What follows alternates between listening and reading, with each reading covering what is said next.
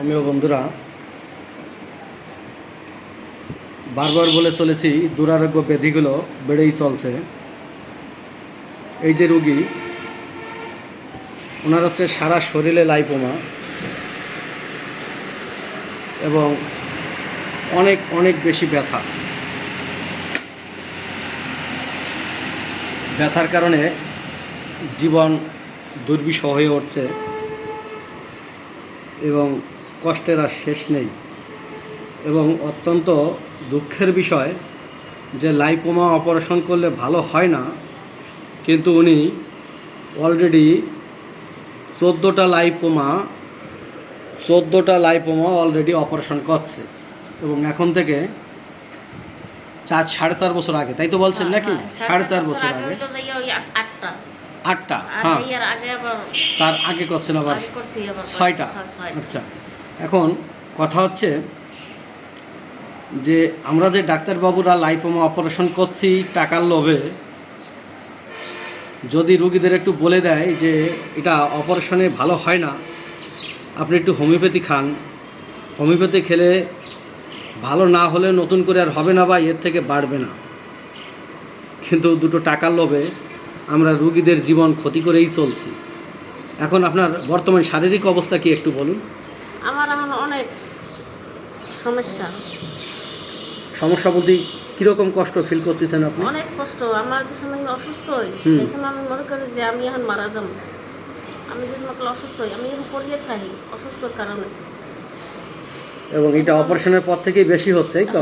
হ্যাঁ, অপারেশনের পর। আচ্ছা, এই অপারেশনের আগে কি আপনার ব্যথা ছিল লাইপোমাগুলোতে? আগে ব্যথা ছিল, মনে করেন রাত 2:30 বাজতো, মনে করেন এই পিস দিয়ে একটা কামড় মারতো মাজার দিয়ে, এই পিসে জায়গায় ধরতো, এক লাগে একটা কামড় দিলে মনে করেন সব শরীর, মানে আপনি অসুস্থ হয়ে পড়তাম। এখন আমি বারবার বলছি, আমাদের বর্তমান যত দুরারোগ্য ব্যাধি হচ্ছে সেগুলো সবই চর্মরোগ চাপা দেওয়ার একটা ফল।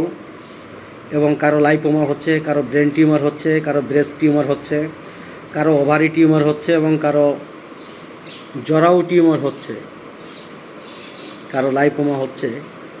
রোগীর ইতিহাস যেটা পেলাম সেটা হলো, ওনার মা টিউমার ছিল এবং উনি ক্যান্সারে মারা গেছে, ওনার একটা বোন ক্যান্সারে মারা গেছে এবং অন্য ভাইয়ের মটর ডিজিজ আছে, ওনার তিল আছে, উনি প্রথম শ্রেণীর শীতকাতর, ওনার ঘাম হয় মুখে, মৃত মানুষ দেখে, পিছনে কেউ হাঁটে। যে কথা বারবার বলতেছিলাম, ওনার দাউদ হয়েছিল মলম দেশে 28 বছর আগে। আর এইটা হচ্ছে লাইপোমার মূল কারণ। আমি আমার সামান্য এই ছোটো জীবনে 20 বছর অভিজ্ঞতার যেটা দেখেছি, যে চর্মরোগ চাপা দেওয়ার ফলেই লাইপোমাগুলো বেশি হচ্ছে। অর্থাৎ যারা বারবার গ্রাইসোপিন বা কোনো মলম দিচ্ছে, সালফার জাতীয় মলম বা ফসফেট, জিঙ্কাম এই জাতীয় মলম দিচ্ছে, এদেরই এই সমস্যাগুলো বেশি দেখা দিচ্ছে। এবং আরও দুঃখের বিষয়, যদি ছোট বাচ্চাদের এই মলমটা দেওয়া হয়, সেই ক্ষেত্রে দুর্ভাগ্য হলে পরে হাইড্রোসেফিলাস অর্থাৎ মস্তিষ্ক বা মাথাটা অনেক বড় হয়ে যেতে পারে এবং রোগী নিশ্চিত মৃত্যুর কোলে ঢলে পড়বে।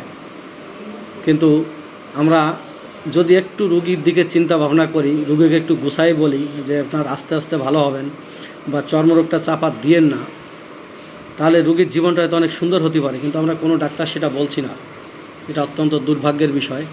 যাক, এই রুগী আশা করি সুস্থ হবে, তবে অবশ্যই একটু সময় নেবে, যেহেতু লাইপোমার সঙ্গে সঙ্গে কমে না, ওটা আস্তে আস্তে আশা করি ঠিক হয়ে যাবে এবং পরবর্তী ভিডিও অবশ্যই আপনাদের দেওয়া হবে। ধন্যবাদ।